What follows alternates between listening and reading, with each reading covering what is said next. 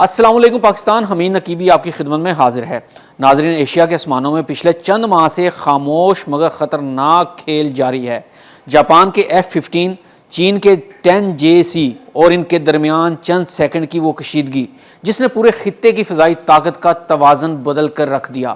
عوام کو صرف اتنا بتایا گیا کہ دونوں ممالک کے لڑاکا طیارے ایک دوسرے کے بہت قریب آئے، لیکن حقیقت اس سے کہیں زیادہ سنگین تھی، کیونکہ چینی طیاروں نے جاپانی طیاروں کو اپنے نشانے پر لے لیا تھا، اور یہ اتنا سنگین معاملہ تھا کہ دو ایٹمی طاقتیں، دو فوجی سپر پاورز، ایک غلط بٹن، ایک غلط سگنل اور پورا خطہ جنگ میں بدل سکتا تھا۔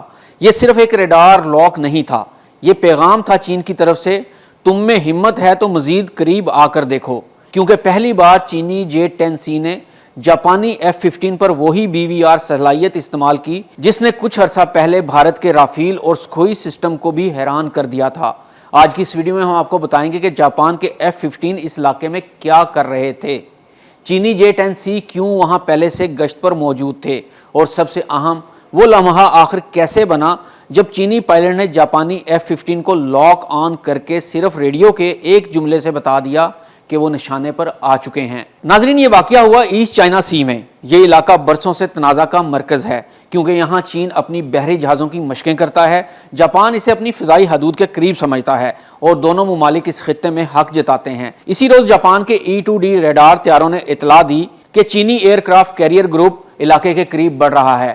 بس پھر کیا تھا، جاپان نے فاصلہ برقرار رکھنے اور نگرانی کے لیے اپنے F-15J ایگل طیارے فضا میں بھیج دیے۔ جاپانی طیارے اپنی فضائی حدود کے باہر نہیں تھے، لیکن چینی جنگی مشقوں کے انتہائی قریب ضرور پہنچ چکے تھے، اور یہی وہ لمحہ تھا جب فضائی ماحول انتہائی خطرناک ہو گیا۔ چین کا سب سے بڑا ایئر کرافٹ کیریئر شینڈونگ اس وقت علاقے میں نیول ایکسرسائز کر رہا تھا۔ اس کے ساتھ J-15 جنگی طیارے، خطرناک میزائلوں سے لیس نیوی کے بحری بیڑے، ایڈوانس ریڈار سسٹمز بھی موجود تھے۔ چین کی کہانی میں اصل مسئلہ یہ تھا کہ جاپان F-15 چینی کیریئر گروپ کے بہت قریب آ گئے تھے۔ چین ایسے کسی بھی طیارے کو ممکنہ خطرہ سمجھتا ہے، کیونکہ F-15 کی رفتار زیادہ ہے، وہ BVR میزائل لے کر اڑ رہا تھا، اسے دشمن کی مشقوں پر مہلک معلومات اکٹھی کرنے کے لیے استعمال کیا جاتا ہے۔ تو ناظرین، آئیے دیکھتے ہیں کہ چینی طیاروں نے جاپانی F-15 کو کیسے بتایا کہ تم نشانے پر آ چکے ہو۔ یہ وہ لمحہ تھا جس نے پوری دنیا میں ہلچل مچا دی۔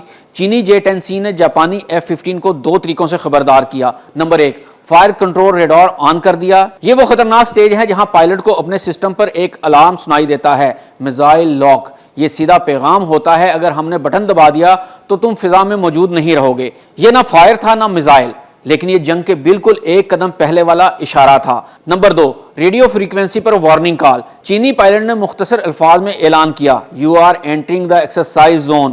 Move away immediately. You are entering the exercise zone.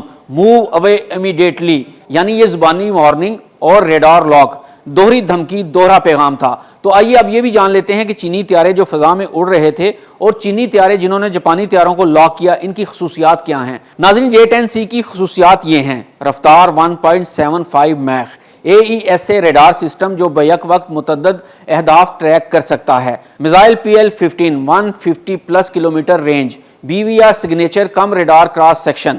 تو ناظرین، آئیے اب یہ بھی جان لیتے ہیں کہ چینی طیارے اور جاپانی طیارے جو فضا میں موجود تھے، ان کی خصوصیات کیا کیا ہیں۔ تو سب سے پہلے بات کر لیتے ہیں J-10C طیارے کی۔ ناظرین، اس کی رفتار 1.75 میخ، اس میں موجود ہے AESA ریڈار جو بیک وقت متعدد اہداف کو ٹریک کر سکتا ہے۔ اس طیارے میں PL-15 میزائل موجود ہے جس کی رینج 150+ کلومیٹر تک ہوتی ہے، یہ لمبی رینج سے انٹرسپٹ کر سکتا ہے۔ J-10C کا ریڈار بہت تیز ہے، وہ F-15 جیسے بڑے ریڈار سگنیچر والے طیارے کو دور سے پکڑ سکتا ہے۔ تو آئیے اب دیکھتے ہیں کہ جاپان کے F-15J ایگل کی کیا خصوصیات ہیں۔ ناظرین، اس کی رفتار 2.5 میخ ہے، اس میں APG-63 ریڈار کا جدید ورژن لگا ہوا ہے۔ یہ طیارہ AIM-120 رام ہتھیار کی طاقت رکھتا ہے جس کی رینج طویل ہے۔ ناظرین، F-15 رفتار اور اونچائی میں J-10C سے آگے ہے، مگر J-10C جیسے جدید سینسر اور کم ریڈار کراس سیکشن والے طیاروں سے مقابلہ اب بہت مشکل ہو چکا ہے۔ ناظرین، چین کا جاپانی طیاروں کو لاک کرنے کا واقعہ۔ چین جاپان کشیدگی کو ایک نئے موڑ پر لے جاتا ہے۔ چین نے واضح کہا، ہماری مشقوں کے قریب آنا جنگی حرکت سمجھی جائے گی۔ جاپان نے جواب دیا، فضا بین الاقوامی ہے، ہم نگرانی جاری رکھیں گے۔ ناظرین، جنگی ہتھیاروں کی خطرناک پاور اور دوڑ دنیا کو ایک نئے خطرے سے دوچار کر رہی ہے۔ حالات کا تقاضا یہ ہے کہ تمام مسائل کا حل فضا میں یا زمینی جنگ میں لڑ کر نہیں نکالا جا سکتا، ہر معاملے کا بالآخر حل صرف اور صرف ڈائلاگ اور ٹیبل پر ہی موجود ہوتا ہے۔ حمید نقیبی کو اجازت دیجیے، اللہ حافظ۔